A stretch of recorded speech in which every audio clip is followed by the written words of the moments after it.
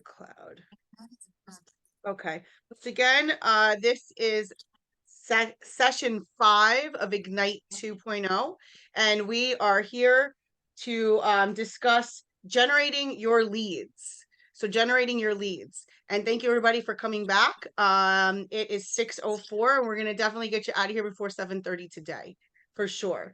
It's a little bit of a lighter chapter in that we're going to discuss just like the generality of lead generating and what does it even mean and how you should be tracking it and who you should be calling. And Chris Waddell showed me his book that he got for himself. Chris, could you put that book up if you don't mind?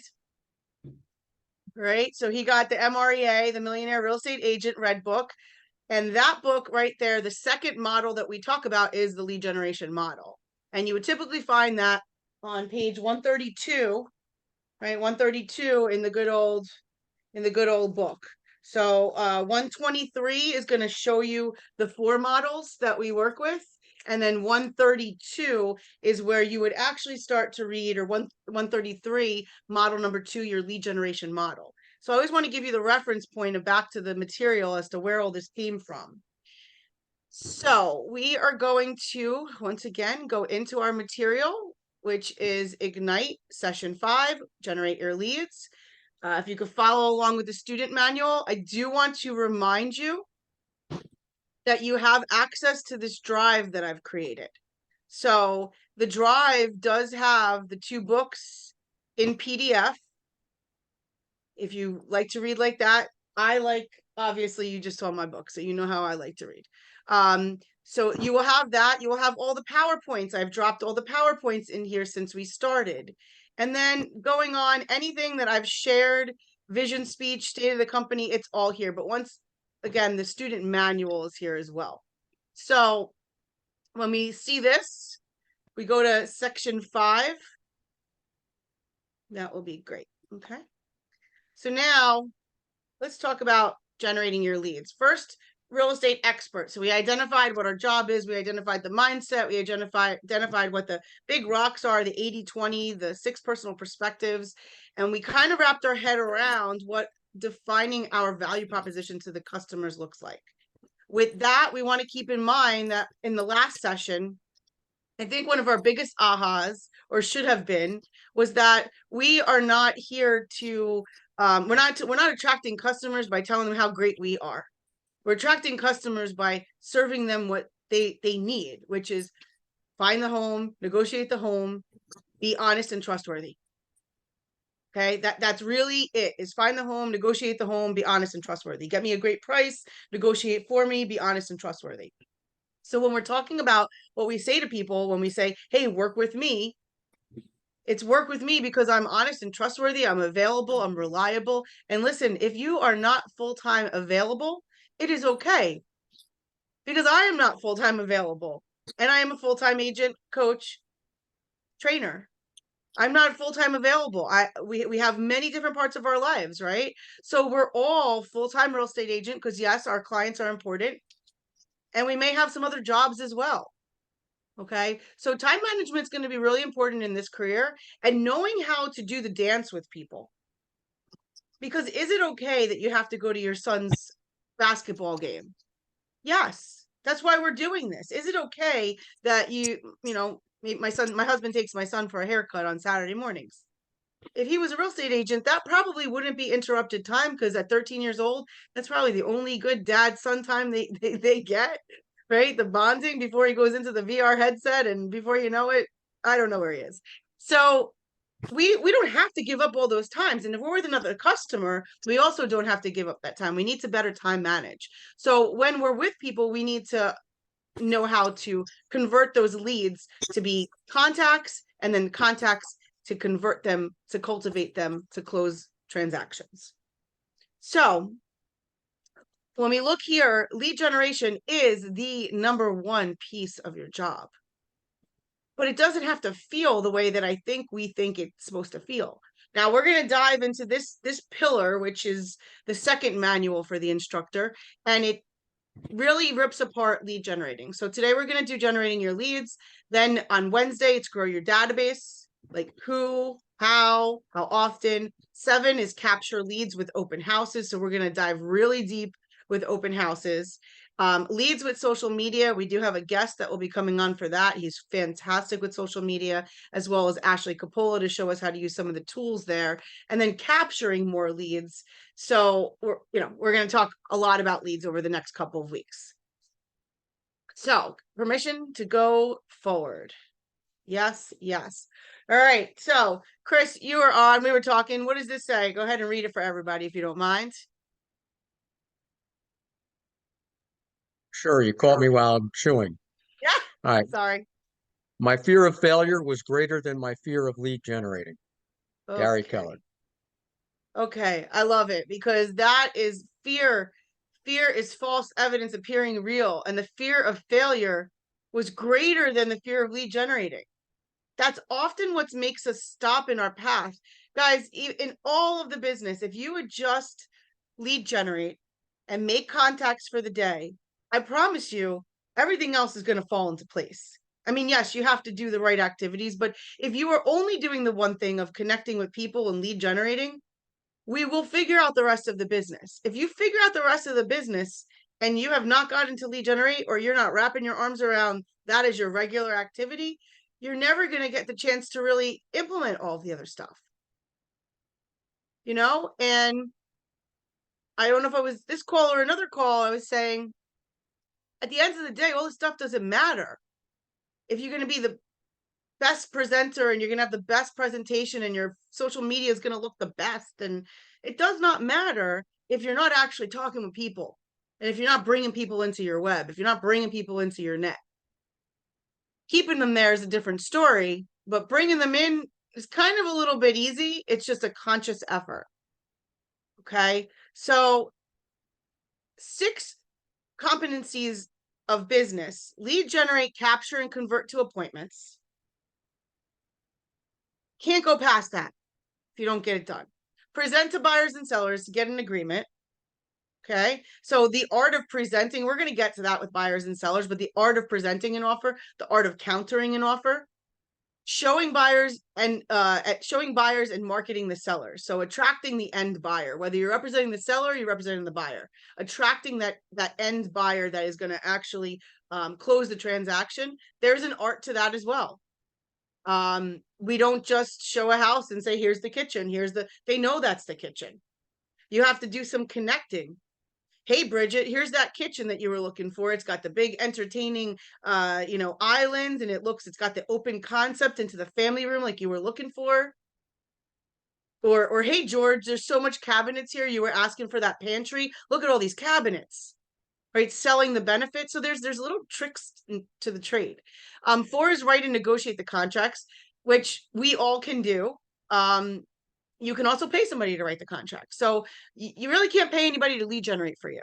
And you can, but then you're going to have to do the lead follow-up. Or you can, but then you're going to have to really have a tight business model to where there's a percentage of profit that comes. And we could talk about that.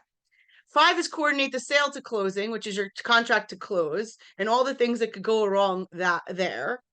And then managing the money. And like I've said before, nobody wants to list their home with you, especially list their home with you, if you are a poor manager of money.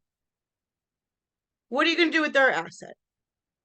So maybe we're not all at the point where we're mastering money, but we should be looking at how money behaves and how we help our money make us more money, and then go do good with it. Okay. So understanding that lead generation is your number one thing, here's the fears and the myths. And I'm just going to ask a couple people to put their hands up so that we could do some reading. And if you go ahead and put your hands up now, we can call on a few people. The 4 things I see here is, 1, I think lead generation is really difficult.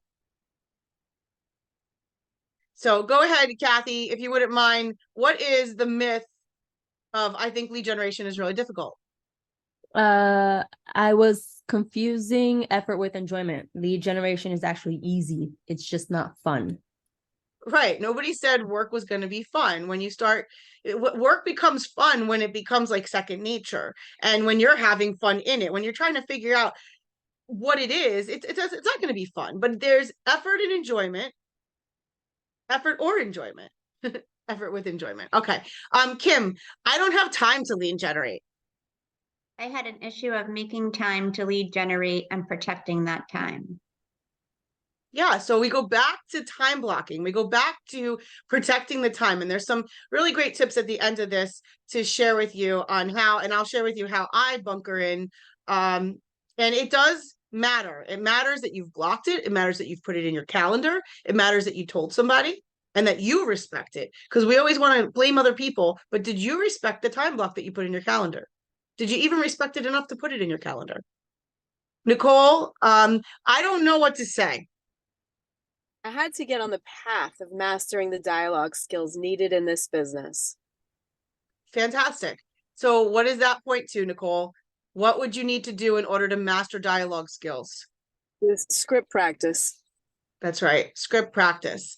And I've said that before. You have a lot of people right here that will script practice with you. You have in the morning, there is a pivot shift ahead. And for those of you who are dual career, the pivot shift ahead call starts at 7:30 in the morning.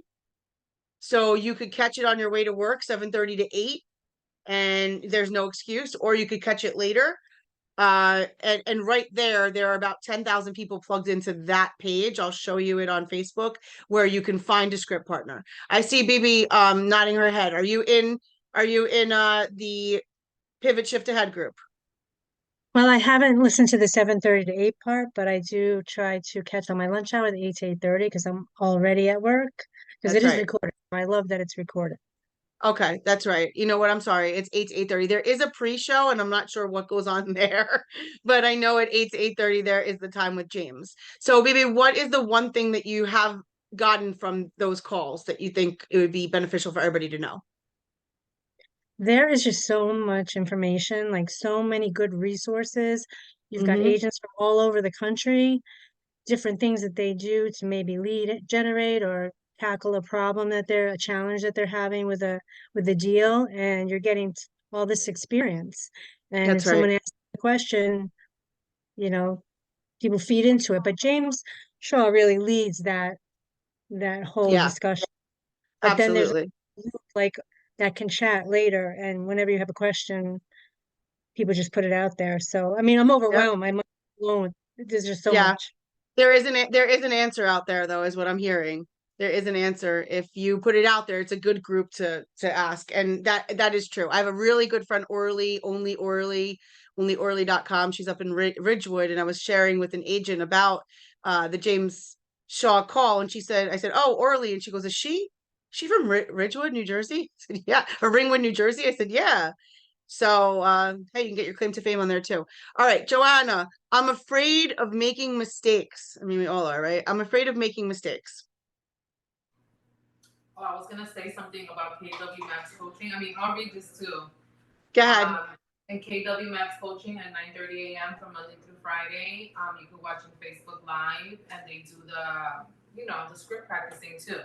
You could join the Zoom if you want to, but if you just want to watch in, and you can kind of listen to people from all over the country script practicing with Max coaches. If you wouldn't mind, would you mind putting the link or the information in the chat at some point tonight so others can go ahead and get that? And Bibi, if you wouldn't mind finding the pivot shift ahead and putting that in the chat so others can, click on that. Yeah, I mean, Really I know for me, appreciate like my kids are in the bus like by 8:30. That's when I start getting ready, and then like at 9:30, maybe on my ride to work, I listen in on it. It's only half hour, and they're pretty good for like it's 30 minutes, and they're done. Even if they're not done in the middle of a script, they got they cut it off, so they're very strict about the 30 minutes. Fantastic, love it. Okay, so Joanna, I'm afraid of making mistakes. I found that lead generation is nothing more than a set of tasks and skills that are well documented. That's right. So we're going to get into it, but the reality is if you have to make 20 contacts, you have to make 40 calls. It's just call these people, say this. And then when they answer or they don't answer, do this. If they do answer, send them this. And you just have a system. And if you would just follow it, what happens is we get creative. And that's where when we get creative and we don't have that foundation, no good. And there are what happens also is we get a little success and we get happy with ourselves and we want to go tell the person that's down the hall, or we want to call somebody because we got a contact and it was such a good conversation. That is the best time to make the next phone call, because you're already in the mode of like, what am I saying? What are the cool things I'm saying to connect to people that they might want to, take my phone call again, or let me put them on a neighborhood nurture, or put them on my birthday campaign. Okay, so all right, so there's some lead generation fears and myths. And so this picture right here, and I started to draw some of it on my board, this is representing the lead generation model. So if you would go, I believe the page in your book is around 11. And so this is representation of your sphere of influence. Okay, I want us to think about something. Right? There's this outside ring, and the outside ring are people that we don't know. It's the general public, right? Chris, you have your red book. You could just look at page 130, 137. 137 is going to look like this. And 137 is going to show you that on the outside ring is your general public. Those are the people you haven't met. Now, if you did like a shopping cart ad, maybe some people would see you on the shopping cart. You haven't met them, you don't know them. If you did a newspaper ad, one could say that's a targeted group. One could say it's just a general public, haven't met yet. Okay. And then as you go into the next one, now it's a targeted group. Now you're on the PTO, the PTA, and you have a list of all the moms and dads. So you all have something in common, but you just don't know them yet. So they're haven't met, but they're a target group. Or another example might be you want to farm your neighborhood. You want to start talking to the people that live right around you. It's a targeted area, but you haven't met them yet. You haven't had two-way conversation back and forth. So anytime that you haven't had that two-way conversation, those are considered haven't mets. Anytime you have had a conversation, you have a met. So then the next thing is your met groups.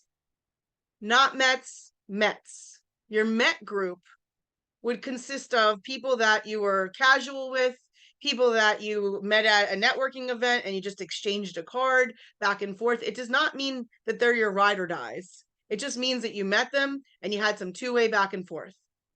That person is going to be a little closer to doing business with you than the guy who's at the shopping cart seeing you on the shopping cart and doesn't know who you are. Or the person who reads your paper ad and says, oh, that's a great ad, but doesn't know who you are. Okay? Then as you get more into the circle, your met group, then your allied resources. And your allied resources, I want you to think about your allied resources might be everybody that you would invite to a party. Everybody that would bring you a gift. Anybody that you would go to their party and bring them a gift. And then you have your one-on-one allied resources. Those are your ride or dies. And you might have one, you might have 5. It might be your spouse, it might be your child. For me, when my dad was alive, my dad was my number one. My dad would make sure everybody and their mother knew that his daughter was a real estate agent. And if you didn't list with her, he'd tell you about yourself. So, I mean, listen, I got many listings when the old market, we would have expired listings. I would say, Dad, I'll get them on the next round. If they don't sell this time around, you tell them my daughter will list with you and she'll get it sold. So I would get a lot of different expireds because my dad was a bus driver in Manalapan, and then he would get angry if somebody listed their house and somebody other than his daughter. That's what you call a ride or die. Okay.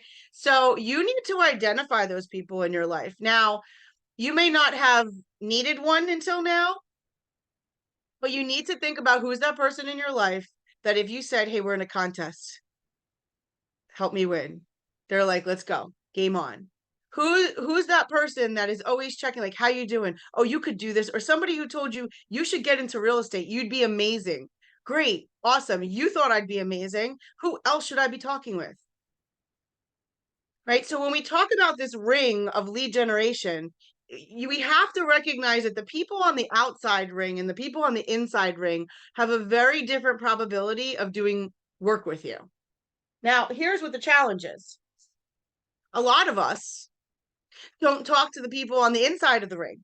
We go and talk to the people on the outside of the ring. And we forget about the people on the inside of the ring. We think we take them for granted. Yes, I said that. We do. We take them for granted. Chris was just sharing that he got his first contract accepted. And his son is the person who is the buyer. Well, could have there been a chance, Chris, and I mean you could tell me no, but would there be a chance that he might have slipped out of your fingers if somebody else was showing him major value and he thought maybe I should go work with that person? With my particular son, not a chance. Yeah. But yes, I can see that where that could happen with others, but no, For there was sure. no way he was dealing with anybody else. For sure. And so a son and a parent, that's definitely a little bit different of a relationship. However, I've seen it. I've seen it where they go, you know what, Dad, listen, you don't know my area. You're 2 towns over, and this guy over here, he markets it all the time. Right? So I just Yep. want us to not take those center relationships for granted, because I have definitely done that in my path, and it's definitely cost. And it's really hard to get those people back once they leave and they do choose to go with somebody else for whatever reason. It's very hard to get their business back because there was a reason why you lost it. They didn't just go seek out that other person. You lost their business. Okay. And so let's just take some ownership for everything. That at the end of the day, if people choose to do work with us, it's because we've earned it and we stayed in communication. If we don't get it, it's not that somebody else took it. It's that we did not close the deal. We did not ask for the business. We did not show up when they needed us to be there. And I tell you, it could be just a little millisecond of the person was hot to list the house and you didn't call back right away. And then Gabe swoops in and he takes it. And you can't get mad at Gabe. He's doing his job. The guy said, come over. Right? So when we look at lead generating and we look at our sphere of influence, I really don't want us to take for granted the inner circle. The inner circle is the goal. The people that we don't meet, we want them to get to the inner circle. Okay. So why do we skip over them? And why don't we just focus on the people that are there? So let's move to page 12. And on page 12, there's some questions there. Let me go ahead and the questions are, you have to write down how many people are actually in your phone. Do you know how many people are in your phone? If you have an iPhone, you just go to contacts and you just keep scrolling all the way to the bottom. And if you have no idea and you just want to have a guesstimate, go for it. But let's just start putting it in the chat. How many people do you have in your phone? Okay. And so let's see how many we're dealing with. How many people do you have in your phone? Go ahead and put it in the chat. And what happens here is we really get to see some missed opportunity, and we really get to see that we have a business sitting right in front of us, right in our phone. So when we take a look, we have 543, 1,500, 837, 707. I mean, we're talking some big number. 1,500, Bridget James, 1,500. Now, I'm just going to skip right to the Gary Keller high D. If 10% of your database moves every single year, that 1,500, there's 153 transactions that are going through that database of 1,500 people, and Bridget needs to catch them. She's got to catch them, or she could be purposeful in creating them so that they come to her. So we have some real big numbers there. Here's what it looks like. If you have just 250 people in your phone, so you could take your number, and if you take your number and you multiply it by 0.081, right? So in that 1,500 number, and I'm going to take it and I'm going to multiply it by 0.081, Bridget has 121 potential closings from her opportunities from her contacts. Okay. Now, those of you who put, there was a smaller number at 132. Well, that person has at least 11 transactions coming out of that phone. Now, potential referrals in the database. Those people are in your phone already. So the person who had 1,500, that's 10%, that's 150. So Bridget, I don't mean to say this, but it was just 100 and I'm not even gonna do that. I was like 150 plus 120 something. And what is our average commission? Bridget, what's your average commission, would you say? 4 to 5,000 at this Okay, time. I'm in getting your- ready to okay. get back into it. I was out for a couple of years because of my mom, so Okay, well, I'm let's up getting that back to because it. Oh, yeah. mom, if mom was sick even just for a couple of years, that 4 or 5,000 is now probably 7 or 8,000. And so let's just use 6,000 for a number, right? I mean, come on, that's $721,000 that's sitting there in a database if we just do those raw Getting to my numbers. million, getting to my million. So look, some of us have some big lost opportunity. For somebody who had 250 people in that database, 20 could potentially come from the contacts, 25 could come from you asking for referrals, 45 transactions. 5,000 is nothing in this market. It's more like 10,000. And then here you are looking at $450,000 in commission just from your phone. So here's the deal though. There's the easy way to do this, which I know Ashley has an easy button, right? You could push the button and all of your contacts from your phone go right up into commands. So that is the easy button. And I definitely think that you should do that. However, when there's people that you come across that are in there that you would never call, or you're not interested, or had a bad experience, and you need, then take them out. It's like having clothes in the closet, and I just went through this weekend, that don't fit anymore, and we hang on to them. And the shoes, they got dog bites, and I'm like, well, if I just wear the cuff over the, get rid of them. Right? Get rid of those people. Make it clean. Hey, if you're like, you know what? I don't know, Alexandra, I'm getting rid of her. But if Alexandra pops around again, I could always put Alexandra back in for the right reason because we reconnected and I want to start marketing to her now. Right? So we need to keep that clean. Another really great advice on keeping, I mean, I think I've shared this before, but even in your Facebook, there are birthdays every single day in Facebook. You want to clean your Facebook out every single day. Say happy birthday to who you care to say happy birthday to, and unfriend the rest of them. I just started doing it, pretty much unfriending like 2 to 3 people a day. I don't know who they are. I don't know how they got on my page, and I'm just unfriending them so that my audience is cleaner. So that when I put the ads out there, it's hitting the right audience. Okay, so that kind of stuff we do have to clean up. All right, so anybody have a little bit of an aha there that you have some missed opportunities right there in your phone? There's some big numbers here. Chrissy says she does that every day. Great job, Chrissy. That is definitely a way to keep on top of your database. Yep, and there is also a link on the calendar for the James Shaw call. That's awesome. I asked Bree to put that there. Okay, so when we look at our sphere of influence, which is what SOI is, sphere of influence, some people will say circle of influence, so COI. If you see SOI, COI, same thing, but typically people will say SOI. In this business, we tend to use a lot of, what are those acronyms, or I don't know what they are, but right, the abbreviations, and we have to stop doing that because public does not know what that means. And so as we educate our buyers and our sellers, we need to make sure that they really understand what we mean.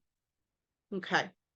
So as far as database and the people that are in your phone, what are some things that you think you could be doing with those people? How many of you, and by a show of hands or put it in the chat, have actually put those people into your command database? Okay, I see Chris. If you have not, I am going to highly encourage you, some of them, okay, highly encourage you to get those people into your database, because the database is the data bank. Now, I'm okay slowing down for 1 second, because please do not miss this. You cannot operate a big business just out of your cell phone. Can you operate a business as 25 deals a year? Yeah, you might be able to, honestly, but it's going to be a constant reactive type of business. It won't be a proactive business because there's not many tools that could come out of this cell phone. But when you put them into command, and I want you to think of commands like this cell phone, okay? Like this Apple phone or LG or Android, whatever, all these little applets, these apps are like inside a command, the applets. And they all talk to each other just the way this phone talks to each other. All these apps talk to each other. So when you put them into command and then you connect your Facebook and you put them into command and you connect your Instagram, I mean, the posts are actually, I was looking at that and we'll get to that when we do that. The posts are right there. You actually just go forward and you could create a post like that as long as your Facebook's connected. And when you put your contacts into the database, very easily we could set up some smart plans that will repetitiously touch them. So the phone doesn't do that. Now you might have some little things that you do, like, well, I put a reminder in my phone to call all my buyers on Thursday. Oh, and I put a reminder on my phone on Monday to call all my sellers. Okay, well, what happens on Tuesday and Friday and all the other days, right? And who sends an email to the clients? And are they on an automated email? And do they regularly see something come from you once a month? Do they get anything in the mailbox? Right? These are all things that you need to start thinking about. How do you want to show up for your database? How are you going to let your database know that you're available? How are you going to let your database know that you're educated, that you can help them, that even if they're not looking to sell their house, what else could you do? Talk to me right now. You got somebody in distress. What are some options of what you can do with their house? Help them refinance, get them a mortgage broker. Right? Help them refinance. Don't think, oh, but the interest rates are crazy. You have no idea what kind of debt they have or if they're in a lot of trouble. Maybe they get a HELOC, home equity line of credit, and they take that HELOC even at 9 or 10%, and they go and throw it at all of their bad debt at 28% on a credit card, and you're helping them get out of underwater because they will sell the house once they can breathe and realize that, okay, their bills are paid. They're not going to lose the house. They can sell the house. Something else is we do see short sales coming up, which means that somebody's underwater, that they can't sell the house for more than what they owe the bank for. And we'll talk Refer them about to that. handyman. What'd you say, Bridget? Refer them to handymans, like if they need to update things or repair things. Yep. Refer them to a handyman, which is a lot of times people are just, to your point, I just don't know what to do. There's just so much to do. I got to fix this. I got to do that. Let me get my handyman over. There's a guy out of the East called Better Call Sal. Not Better Call Saul, but it's bettercallsal.com. Great guy, reasonable prices, and he'll do, a small drain to putting on a deck in the back of the house, like from small to big. And he's a real estate agent, which is great. So you could do a lot of things. You could also just listen to them and point them to the resources and just be that person. And then ask them, hey, who else do you know that I could be helping? Okay. So hopefully we start looking at some of those names that are in there and we realize that we do have some opportunities that we might not be moving on. So the lead generation model, as you can see on page, like I said, the 137, which is the page of the lead generation model in the MREA. What it's going to teach us to do, and as you move on the next page and the next page, it will show you. Lead generation model is you lead generate either through prospecting or marketing. You put them into the database, which is your data bank. Leads becomes contacts. Can somebody share with me what differentiates the lead from the contact? How do you identify a contact versus a lead? Anyone? Well, I So- think lead is somebody that you have to follow up on. Yep. Contact is somebody that you have actually been speaking with. So they Thank you, know Barb. you know them. but the other one, you really requires the follow-up and creating that connection.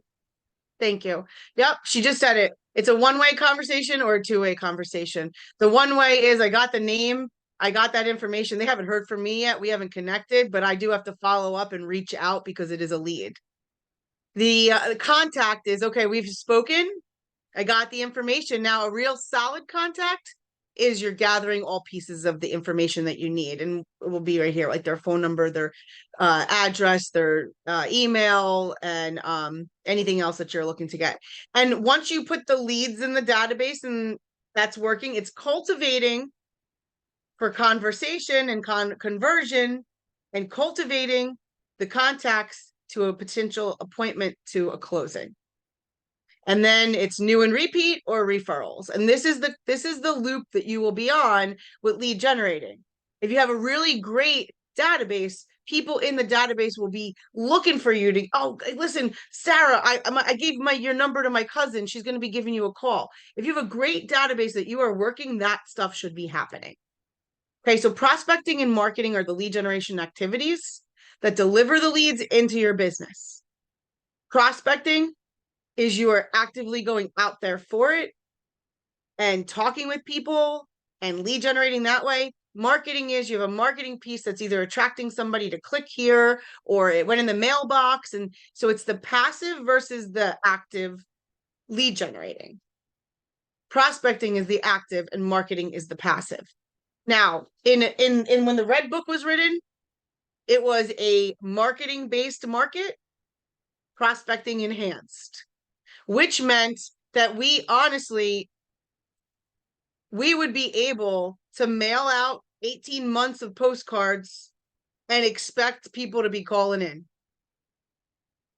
Just by a open house. Oh yeah, I get your mailer all the time. I mean, we used to get mailer calls all the time. Then when we had the crash, right? Guys, remember we talked about the crash that went down, right? 8, 9, 11, and started to come back up again with the short sales. Yeah. So when we had the crash, agents stopped spending money on themselves. It was a tight market. And so we saw a lot of the marketing pull in because we were starting to measure, is this marketing really working or am I working? And that's why the leads are happening. So we stopped with the marketing. We went hard on the prospecting. And then as long as we were prospecting and the business was coming, we backed it up with marketing. And now we're in this market where, hey, you better do both. You better prospect, you better back it up with some marketing. So yes, we do have to figure that out. But if you had to choose one or the other, go prospect. Nothing beats having a conversation with a potential buyer or seller. Okay. All right. So prospecting versus marketing. And then, like I was saying, marketing is your passive, money intensive, passive, long-term results. Right? It has to hit the mailbox so many times. They have to see your face so many times.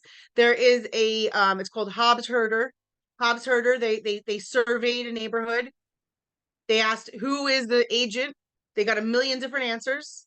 They sent a postcard with a fictitious agent with a fictitious name to the same houses 7 weeks straight, and then resurveyed the community. And 80% of the community said it was the fictitious agent that was the #1 agent. Well, they're not in the home for a market, in the market for a home, but they just see it coming across their desk all the time, their mailbox. So must be, right? That's what marketing does. And then prospecting is time intensive. It's the time blocking of that of prospecting. It's proactive and it does bring you immediate results. So you go and prospect, the seller says, come list with me today. You go over and take the listing, you'll be getting paid within 45 days. If you send a mailer, you got to create it. It goes out in a couple of weeks. You paid for it. You got to send maybe 1 or 2 or 3 more mailers, and you got to call into the neighborhood, and then it starts working. So either way, but understand the game that you're playing. Okay, database is a container, holds all the information of your leads and your contacts. But a smart data bank allows you to have planned and meaningful communication with your data bank. It is a data bank. When you start calling it a data bank, you'll start saying, wait, hold on. Let me look at this command. Let me see what I got in here. If anything, every single one of the people that are closest to you should all be on a neighborhood nurture. And so if you do not have a neighborhood nurture running for your closest people, we will help you. We will help you. So please reach out to me. We'll get Ashley on here. I mean, I know how to do it. So anyway, so relationship management, like Sarah said, leads people you've earned the right at least to have a one-way conversation with. Maybe they don't respond to you. Maybe Sarah keeps calling and calling and calling and nobody calls back. Now I'm going to tell you something. If you guys are calling numbers that they don't know you, please follow it up with a text message. Hey, Sarah, just tried giving you a call. This is Mary Beth Olive, Keller Williams. And then send your card, whether it's a picture of your card or it's an electronic card or it's one of these, apps that we have. I have a Blink card. But send it as a follow-up because these leads are not answering the phone just the way real estate agents are not answering the phone. Guys, answer the phone. It's the one thing you can do, or at least have like some kind of like response message that you could shoot out. Like, sorry, I'm on an appointment with a client. What's the best time I can give you a call back? Maybe it's just a quick text back to a phone number that leaves you a message, even if you are at work all day. Hey, sorry, I'm at an appointment. What's the best time I can give you a call after 5? Should be done at 5. Is there a time I can call you in the morning before 9? What works for you? Okay. Don't just say, oh, I tried. I kept trying to call that lead. They just never, you weren't finding a time where you both could talk. So ask, when is a good time that we can reconnect and we can talk? Just need 15 minutes of your time. And contacts are people that you've had two-way conversations with. Right? Relationships must be attended, cared for, cultivated. Right? I want you to think about a relationship right now that you're like, man, I miss that person. I haven't spoken to them in forever. Right? What if they called you right now and they were like, hey, Olga, I haven't seen you in forever. How are you, girl? And that's it. There's Audrey. It was so nice seeing you the other day in Point Pleasant. We should totally get together and have a cocktail or something. And that's it. Wouldn't that make you feel good? Like, oh my gosh, I'm so glad we reconnected. I reached out yesterday to a girlfriend who I went to high school with, and that was a really long time ago. But I asked her, she's a personal chef. So I was looking for a personal chef. So I reached out to her, I said, are you still doing this? Random question. And then from that, it turned into like, we should really get the girls together. I'm encouraging you to go look in that phone, find a few people. Don't let any more distance create. Life's too short. Forget about the real estate opportunity that's there. There's people in our phone that we take for granted. And if we would just dive into our relationships, just like I always say, a listing will go get a listing. It'll fix everything.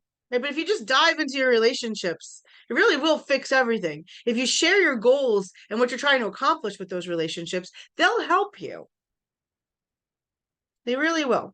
So when we take a look at the types of communication, right, here's what we got. Phone call, email, text message, face-to-face, Popeyes, just sharing out the app, writing a handwritten note. It's great talking to you. This is all just, it doesn't have to be a long drawn out email. It doesn't have to be a long drawn out text message. It shouldn't. It should just be really kind of quick to the point. And I would share with you, always put your signature in your phone. So if you don't know how to, I mean, there's a way to put a signature in your text message so that you don't have to keep retyping it. But put your realtor associate, put your cell phone, put your who you are, that I speak multiple languages, put it. I know if you have another job, maybe you're not allowed to, you could kind of talk, you could have that signature maybe saved in your notes and then just pop it in when it's appropriate. Okay. But these are all the types of communication. Nobody says that you have to do it one way. And client to the referral loop, the whole goal in having the database and servicing the client is that you would get repeat and referrals. You get repeat business and you get referrals from the families that you're serving. So while you're going through this, it's okay to say, hey, you know, is there anybody else that needs my kind of service? Or, you know, when we're done with this listing, I would love to be able to help somebody in your family. You know, who do you know that's going through a similar situation? Or who do you know on the block that's selling? Because typically when we sell, another house is going to list. So do you know anybody that might be moving? Great. Buyer. Great. Okay. So we want to be planting those seeds of referral, repeat, and referral throughout the whole entire experience with you.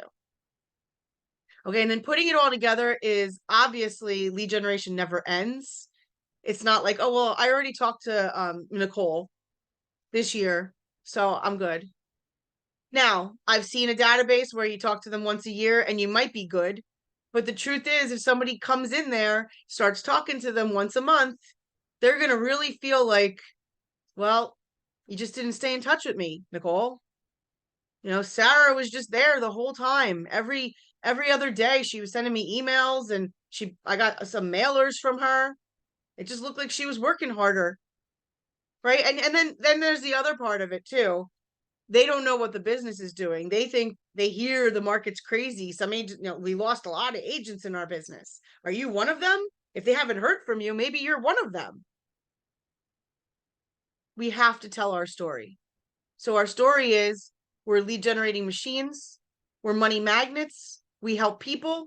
We know our market. Why, if not us, then who? Who are you going to deal with? Why not a KW agent? We have a #1 market share in this area. #1 market share in this area. Why wouldn't you talk to a KW agent? When can I come over and have a look at the house? So it never ends. It's best when it's time blocked and protected, and it determines the size of your business. When I have agents that tell me, oh, my business is down, and I have a lot of them. My business is down. I'm doing about half the units right now. I'm trending to do about half the GCI. I'm down about 30%. Then I got one that's like, I'm up about 20%. I don't know what these people are talking about. And you know what the difference between that person and those people are? That person protects her time block. That person takes it very seriously that she's connecting with at least 50 people every single week. If she doesn't have 50 contacts, things get weird. And that should be the case. It should be, you know, Mo Anderson used to say, if you don't get 7 hugs a day, things get weird, right? I'm not a big, huge hugger. So, I mean, but I do get a lot of energy when somebody hugs me. And I would say the same thing for your database. If you do not have 10 fresh conversations every day, things are going to get weird. Things are going to get stale. So I encourage you to make that number for yourself. And if you're doing no contacts a day, 5 would be better than none. 10 would be great. And 20 would be the mark. 20 contacts a day for 5 days a week. That is the game to all generate listing appointments. And you're going to have buyer appointments there as well. Okay. So some ahas about lead generating and how it's going to impact your business. Any thoughts, any questions, any concerns? Any thoughts? So My I always run into the same issue. Can you hear me? Yep, go ahead. Okay, my screen keeps freezing. Sorry. So the same issue is basically any of the contacts or the people that I know or any family members, they're all outside of New Jersey. And the friend whose house I did sell, she moved outside of New Jersey. And before she left, I was asking to get like a database of her church friends, which I didn't get. So I always run into the same thing. Well, exactly. Unless I do open houses, that's about the only contacts I'm going to really have. Okay. What do I do about that? Okay, the last part Some just other came way through. for me to build. Actually, yes, absolutely. So there are some, I think it's even in this here. So we'll go into the next section. But Sarah, that seems like a common problem for people that have moved here from out of area or just haven't really grown a big sphere because maybe you were doing something else. Or so what I would just say to you is start now, right? So start now, and we're gonna have to be conscious. So you just said one pillar, which is open houses, and you said your friend's church list. So that would be one place. Is there a religious organization that you're part of?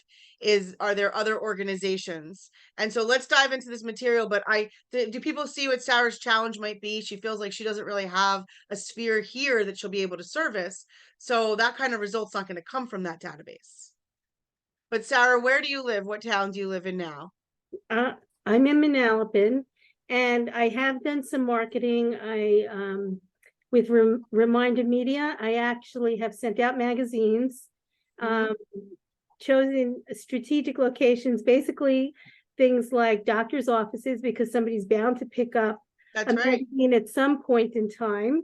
I haven't had, I've probably had, I think maybe it's gone out 3 or 4 times so far. So I haven't gotten any real result from that yet.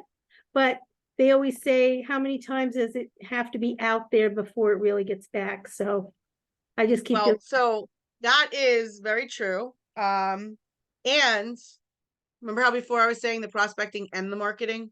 So you're doing the marketing aspect with Remind Media, and Remind Media is sending out a magazine every other month.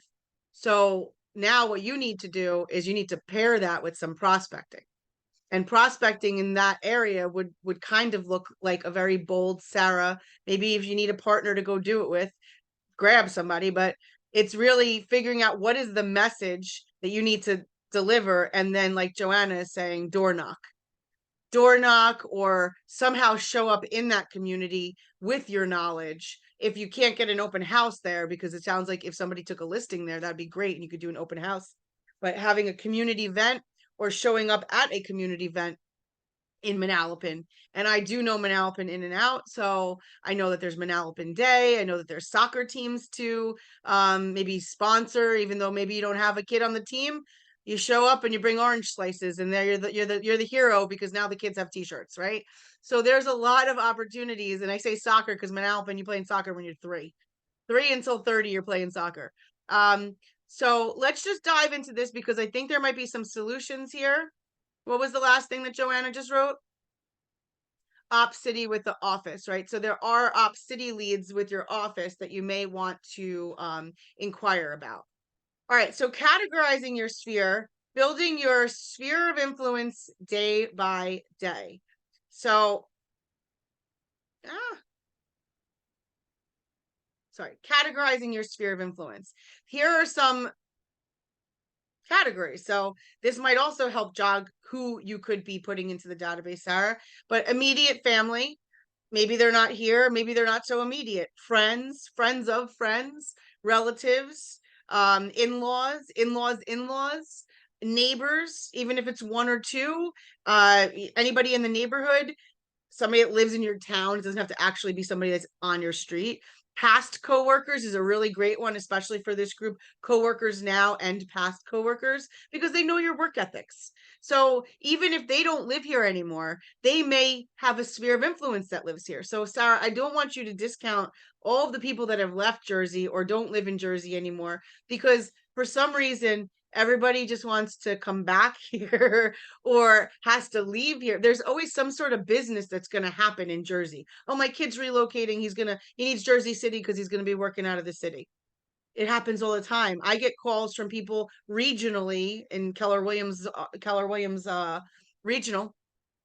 Oh, hey, somebody's relocating, or oh, my kid's going to something in New York, something in Hoboken, something in Jersey.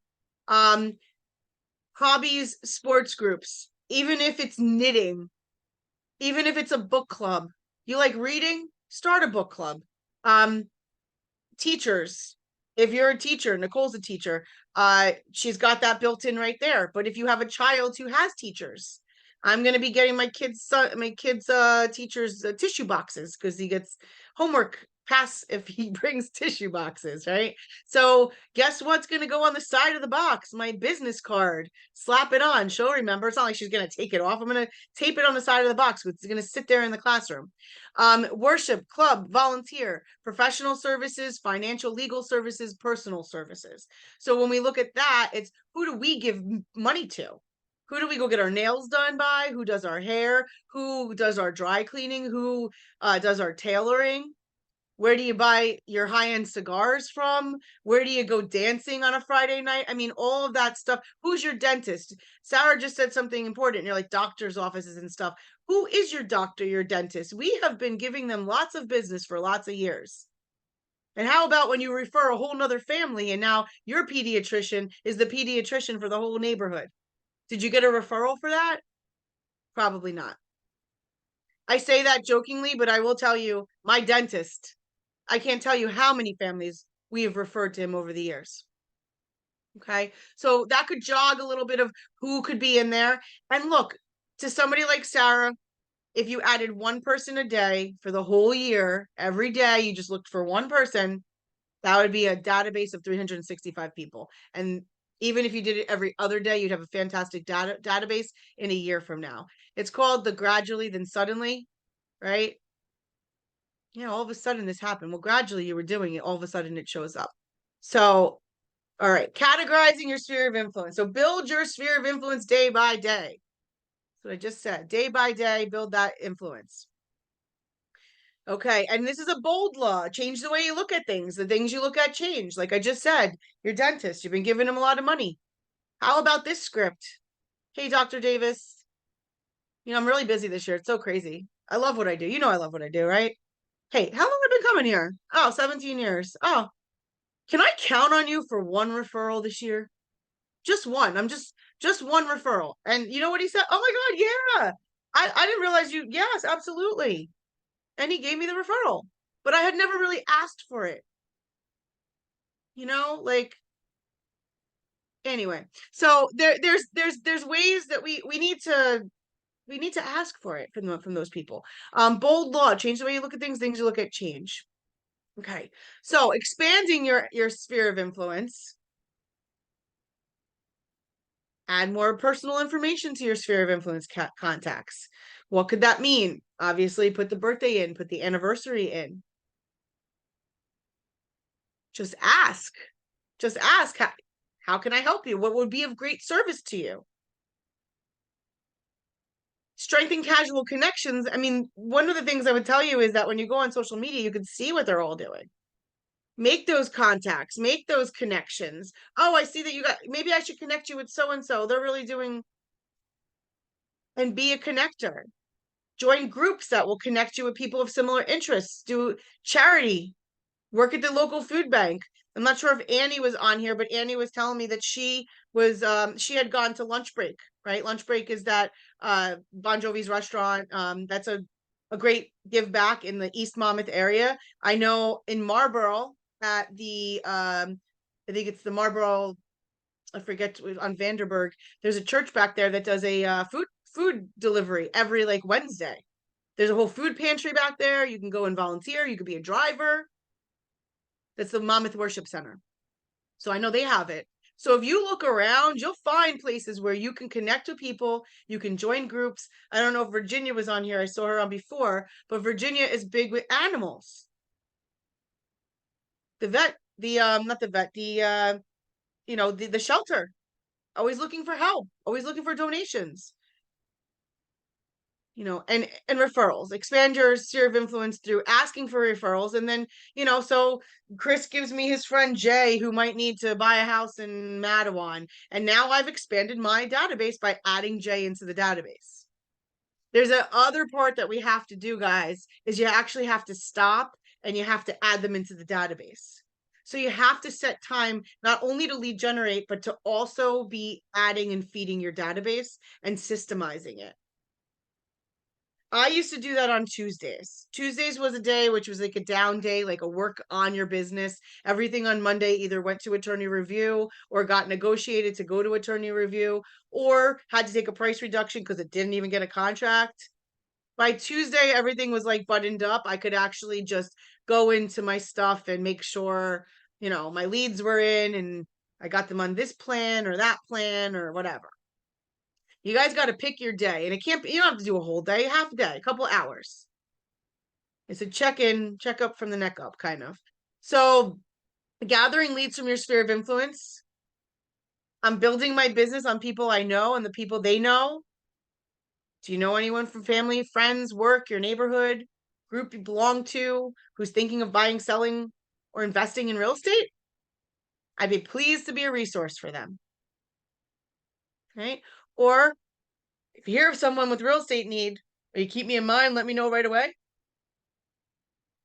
Now, you have two different behaviors there, two different personalities of what you'd say to one and what you might say to another.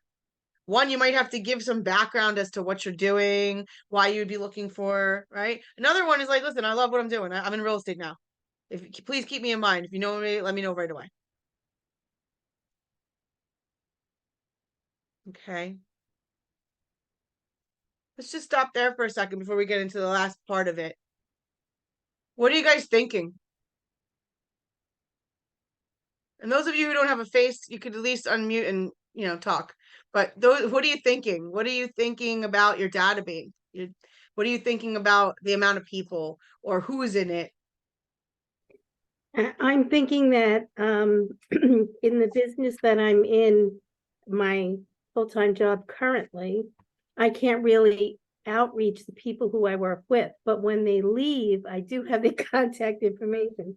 So I did outreach someone about 3 months after she left, and it was very funny because she just got into real estate when I outreached her.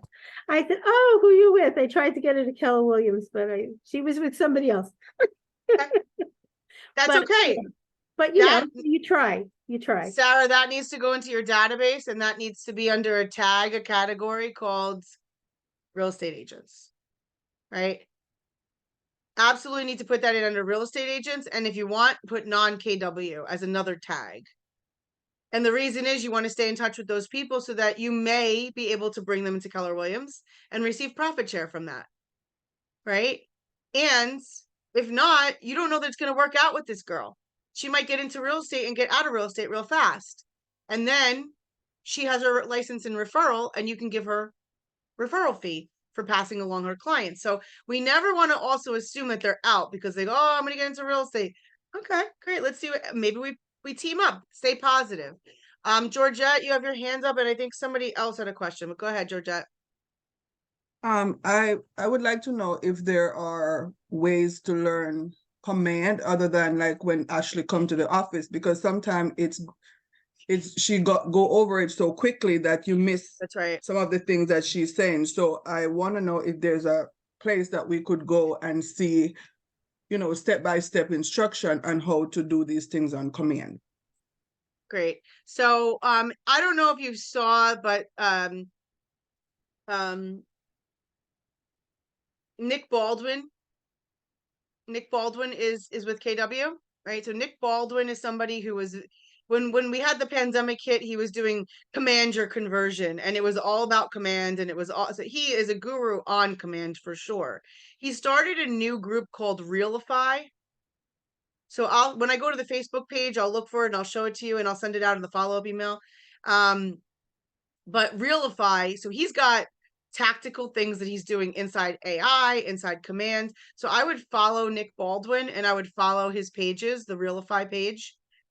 The other thing is, although some of it may be updated, I might go to YouTube and look for the Marty Miller 66-day challenge. And Marty Miller's 66-day challenge is about a few minutes a day that you would walk through the command tool. And it would take you about 2 months to get just kind of touching everything. And so what I have seen with the 66-day challenge is some people will complete it in about 2 weeks, just kind of go through those modules real fast and just have a couple hour sessions and just get all of it done so they can have a better understanding. Also, you're welcome, Georgette. I also want to encourage you though, Ashley will do more of an intimate setting if you ask her for it. That's something that her and I were talking about, where she can kind of do a small group, maybe 3 on a Zoom, and be playing with the tools or in the office. So I would also reach out to Ashley Capola if you'd like to set something up, because she will take the time to work with you. I see here Gina's got a lot more work to do, right? I see that. I'm thinking I have a lot more work to do. And yeah, it's a work in progress because you just, it's never ending. Like the other slide said, it's never ending. Nicole, thank you so much. As a YouTube channel, you can always watch the videos on Facebook that Ashley does too. So that's another option. If you can find that, Nicole, and put that in the chat, that would be great if you could find the link for that. But I do think a lot of it is trial and error. Like even today when I was in there and I saw the social posts, that's something new that came up that they were already created for us. And I was able to just go ahead and do one real fast. So let me just show you for a second a couple of those resources. So here is our family Facebook group. I've shared this with you before. This is where I do my regular posting. This week we do have a virtual career hour right before our Wednesday call, if you know anybody that's looking to get licensed. So this is where you'll see a lot of, you know, the open classes are going to be on the KW family group. And then like, I think maybe BB or somebody put it in there, is the Pivot Shift Ahead Facebook group. So you're going to want to come here and be a member of the group. There's 114,000 members. Look, there's Karen Smith. She's one of our coaches. She's always sharing. And you'll see lots and lots of agents. This is James. Buyer's Perspective was this morning. So that's that group there. And then the Realify, let's see, it's Nick Baldwin. Let me take a look at Nick's stuff. And Nick is a little crazy. And he's got his right here, Realify Wednesday at 9:20, Realify Brand Your World. That's what that's called. Realify Brand Your World. That would be another group I might suggest, and it already has over 1,000. He just started it like, I don't know, 11 days ago. Okay, he invited me. I'm joining, no problem. Okay. All right. So it's ongoing. And when we dive into commands, and I'll show you commands at the end, you can just do so much with it. This is the time where you need to think, what do I want to do with it? So here's what you need to do. Track your lead sources, audit your leads, diversify your database, and be consistent. Track your lead sources, meaning when I asked Chris, where did that lead come from? Well, that was an easy one. It was his son, but we need to know every deal that you have going on. Well, where did it come from? Because guess what? If it all comes from open houses, guess what you should be doing more of? Open houses. If it doesn't come from open houses and you don't get any business from open houses, then maybe you stop doing open houses and you use those hours on something else. But that is the Not reason why you having want any more kids, Mary Beth. You're not having any more kids. I'm not having any more children, no. But I- guess it's- what, Chris? Hope your son probably has some friends. And Oh, those he's got friends. Yeah, they're probably at the same age as he is, and they probably need houses. Absolutely. And my you know daughter's right there too. You know what happens after that, Chris? Then you have Their empty kids. nesters. Well, they have kids, yes. But before that, you have empty nester parents that you go, oh, now that I just sold you and your sister a house, where are your parents going to go? Because now they're empty nesters. Right. Oh, yeah. So that's a natural string of business that I have seen for a lot of people. So I encourage you to get it. Audit your lead sources, diversify your database, and be consistent. So this is where we talk a little bit about the time blocking. Prepare what phone numbers you're actually going to call. That is probably the biggest thing, because once you have identified the phone numbers, then it's just a matter of now you're thinking about the conversations. Joanna, I see your hand.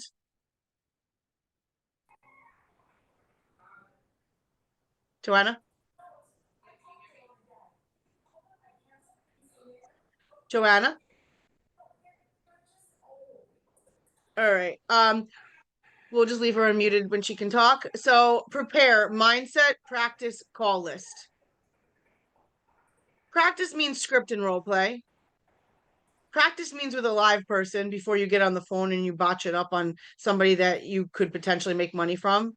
Practice is me saying, hey, Georgette, can I just give you a call every Monday at 7:45 in the morning, right? Or Georgette, can you and I talk at 8:45 right before I make my phone calls, and I'm going to run by my play for the day, and you just play Mr. Seller that's going to answer the phone.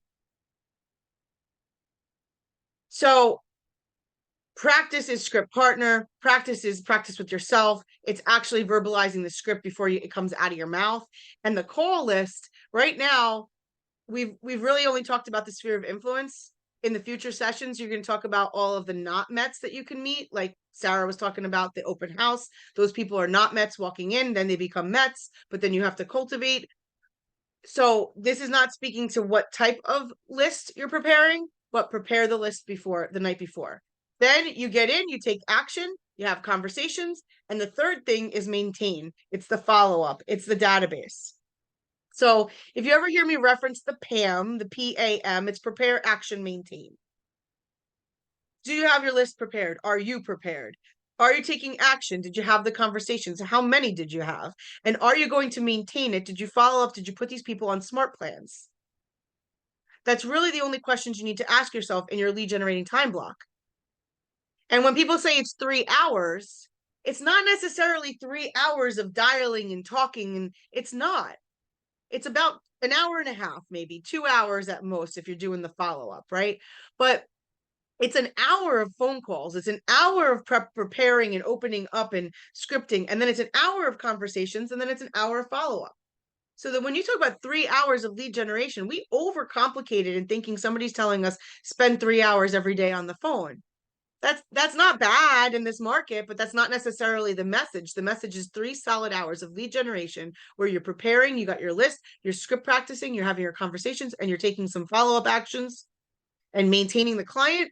That is a solid 3 hours of lead generating. Now, if you did that 1 day, 2 days, 3 days a week, some of you would say, well, I can't call during the day. Great, awesome, because guess what? Most people in New Jersey are working and they can't talk to you during the day. So when do you think would be an ideal time to call? Anybody? Ideal times to call. 7 o'clock at night.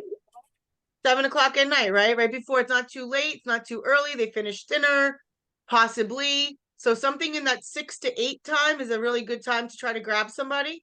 And if they sound busy, well, they shouldn't have answered the phone. If they are busy, they probably won't answer the phone. And if they are, you just say, I'm so sorry. Is there a better time in the morning to get you? Yeah, you know what? Call me at 8 o'clock. Would you mind?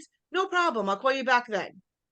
Or when you're talking to people, say, is 8 in the morning better or 7 at night? And if they're like, oh, can you call me during the day? No problem. 12 o'clock. Any of you who are sitting on here and have a full-time job, you can make those calls happen. An 8 o'clock, a 12 o'clock, or a 7 o'clock. You all can make that happen. And it doesn't have to be an hour conversation. It might be an exception outside of the hour that you're calling, but it's just a quick conversation, a quick check-in, 5 minutes. If you're having a presentation over the phone, you're not going to close the deal. So don't be getting into presentation mode about buyer or seller or investor with anybody over the phone. It's, hey, Chris, sounds like we should set an appointment. I'd love to talk to you about this, but you know what? I have a class that I'm running into right now. I have an appointment I'm running into right now. What's better for you, 8 a.m. or 7 p.m.? I'm going to call you tomorrow. That's all you got to do, guys. Be professional. And battle distractions. Protect your time block. Battle distractions means build a bunker, store provisions, sweep for mines, and list support. Sounds kind of like very militia or whatever I want to say. Military, right? Well, it is. Okay, so build a bunker. That just means that the bunker is the door closed. My door is closed right now. Even though I have people in the next room, my door is closed because that might be a distraction. If I saw somebody walking, there'll be a distraction.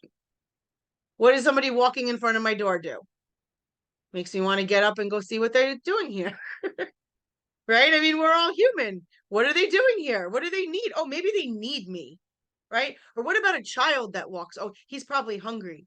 He probably needs me. A husband, a wife. Oh, they probably need me. And then before you know it, you've left the field. And I've said this before over and over again. You cannot leave the fields. The birds are going to get it. You can't leave the field. You got to stay in the field. You got to keep sowing the seed. Keep sowing the seed. The thorny ground's going to get it. It's okay. Because eventually a good sower with good seed, it's going to fall on good ground and you're going to reap the harvest. If you give up, Like, Ron Lugosh, you really got me this week. Last week we had a coaching event. 40 open houses.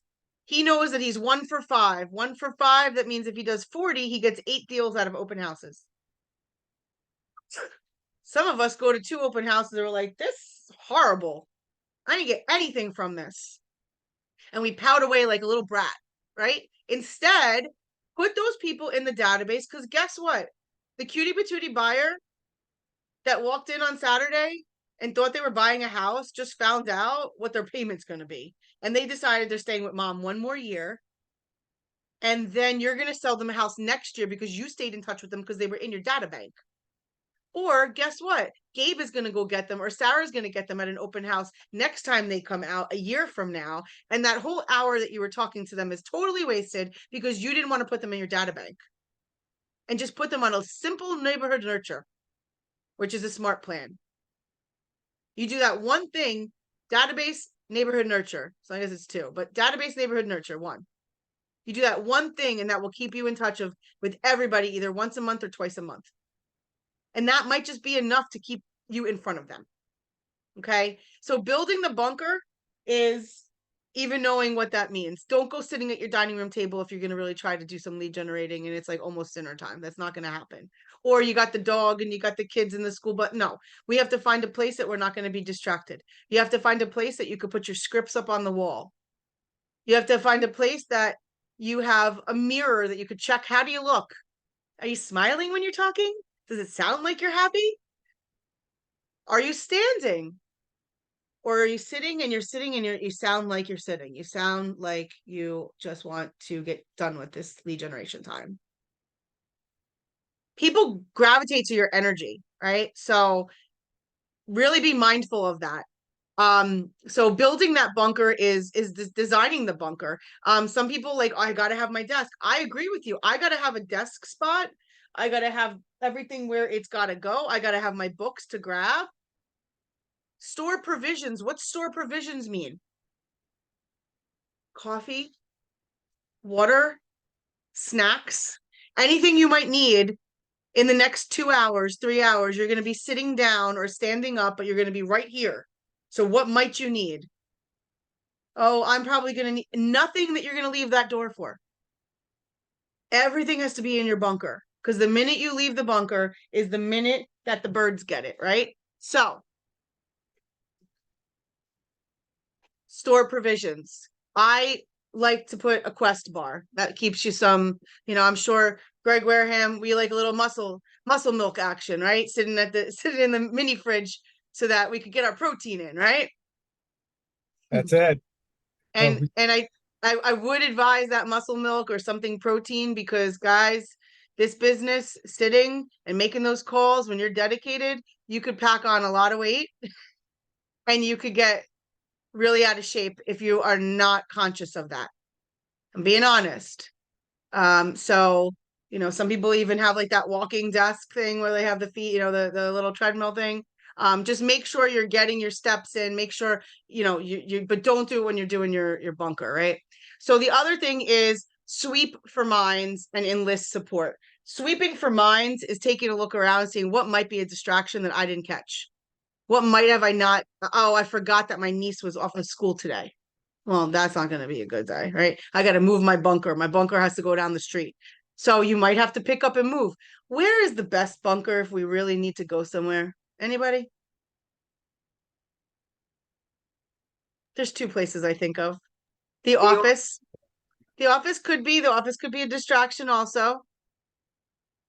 I do find that I get my best calls and best conversations in my car outside of my house in the driveway. That's where I did the meeting. Outside of my son's jujitsu class, I sat in the car and got work done. That's right. So I just going to a place where nobody can get you. Moms, sometimes we're not even going to the bathroom in the bathroom, right? Let's be honest. We are just locking the door and telling everybody we're in the bathroom. So that's another place that lots of business gets done. But find your bunker. If your bunker is inhabited by other people, you need to get up and go and get a new bunker. And the last one, which was enlist support. Enlist support means you need to tell people, right? Chris, I saw your wife walk in before, right? If Chris is in the middle of some lead generating time, he might have to say, hey, Mrs. Waddell, I'm going to be making some calls for like 2 hours. Can you? And she'd probably be like, oh my God, absolutely. What do you need? You just need me to leave you alone? No problem. You got your water, you got your coffee. All right, all set up because I'm going to go to work for the family right now. I'm going to go make my calls and I just need you to just kind of man the fort. I did that with my son the other day. Listen, I got to go on this call. I got to go on these. You're always on appointment. I got to go here. I need you to just man the fort. Okay. So you have to enlist people. You have to let them know what you're doing, what your main objective is, and ask for their support. Greg Wareham, Movement Mortgage. Anything different in the mortgage industry when you have to like bunker yourself in, and anything different in the mortgage industry when you're lead generating? We were talking about our sphere of influence and using our database as our data bank. Well, I mean, I think that, I mean, I love the bunker concept. I gotta unpack a bunch of stuff. I like the biblical reference at the beginning with the seed and the thorns and all of that. Yeah. And always staying positive. But, you know, when you look at, you know, trying to make your phone calls, because we all got to make them, right? It's more than anything, whatever that bunker is, because mine changes. Mine could be in the car. It could be in a real estate office. It could be in my own office. It could be in my office, the house. It could be anywhere. It's just dedicating the time to it more than anything else. Just saying, okay, That's this is right. what I got to do for the next, you know, hour, 2 hours, whatever that time frame is, and being fluid. You know, I've worked with some people, not to go off on a tangent, where like they can't operate if they don't have big screens in front of them, right? They need to plug their laptop into stuff, and it's like, man, you don't need that. You know what you need? You need one of these, and you got to have a pen and a paper, and that's it. That's it. It really And is. it's all you need. To be Now I productive. will say for some people who like when you have this and you can put it up in like a stand where you could do a FaceTime with somebody and your energy can be seen and you don't have to touch the, you know, the phone. So one of those things that might be something that you decide, you know, I want to get that. Having a ring light for your Zoom call if you're going to do a buyer consultation, that might be something that you need.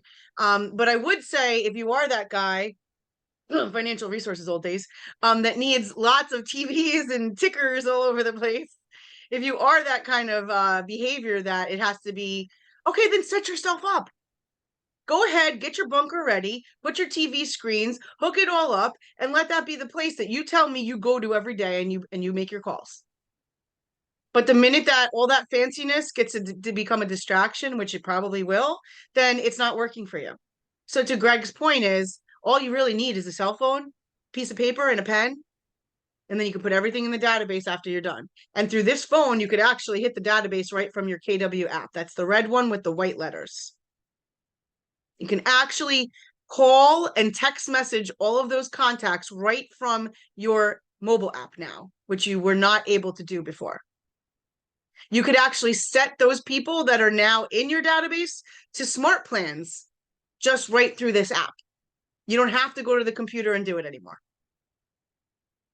So, ahas on database. Nobody thought that this might be so simple yet complicated, but at the end of the day, keeping a well-organized Rolodex electronically is the name of the game. Keeping a well-organized, it really is a well-organized Rolodex with different categories, different subsections. And the beauty about the Rolodex versus what we have now is that, well, Gabe could be in a group with Hamisi because they're both guys.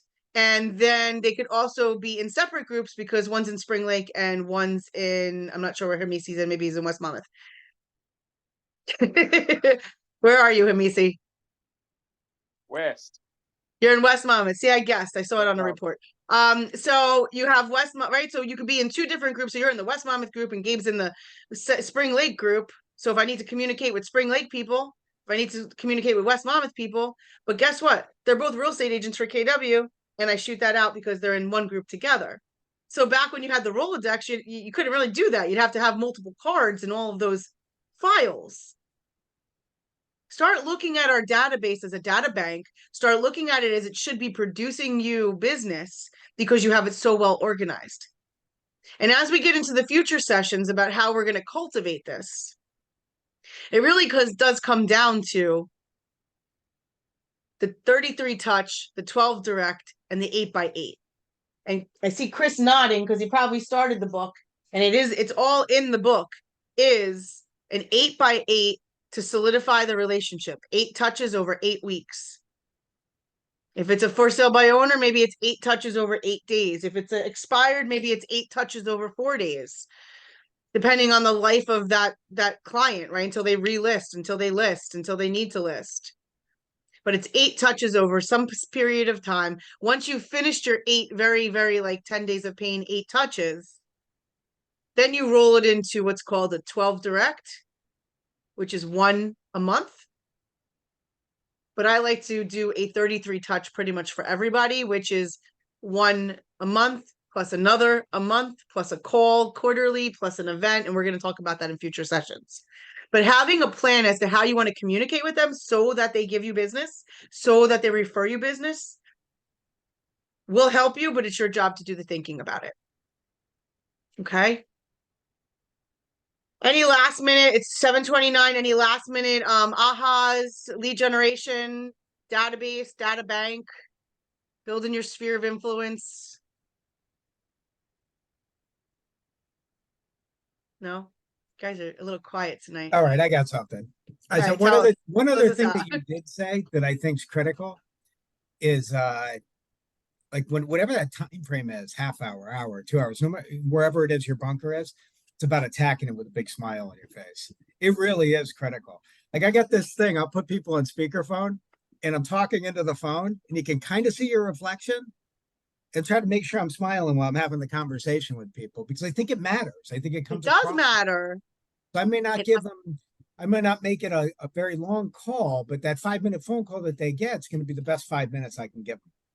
Well, Craig, it could for you, I'm sure it would be really hard for you to give me like a not so positive, optimistic phone call. But you know, if it's 7:30 at night, you got to call somebody, you're a little drained. You're like, hey, Greg, what's up? It's Mary Beth over at KW. How you doing? Hey, I just want to let you know your loan application came in. Looking all right. Okay, yeah, just give me the stuff, tomorrow. I'll give you a call tomorrow, all right? Yeah. Long day, right? Or, hey, Greg, it's Mary Beth. How are you? Great. Listen, I just want to let you know that your loan application came in. I know it's 7:30 at night, but we're gonna get on that first thing in the morning. Hi. And Greg's like, oh my gosh, this girl got energy through the roof. All right. He just gets lit up with me, right? Like, all right, great. So we're excited. Totally different experience there. Greg might not pick up the phone tomorrow to the girl who called him first. He might be like, man, she could probably just text me. I'm good with that. She put me in a bad mood. Right? That's actually a really great point, but I'm going to pick up the phone call of the person that was like, hey, how you doing? I'll be able to pick up their call the next time.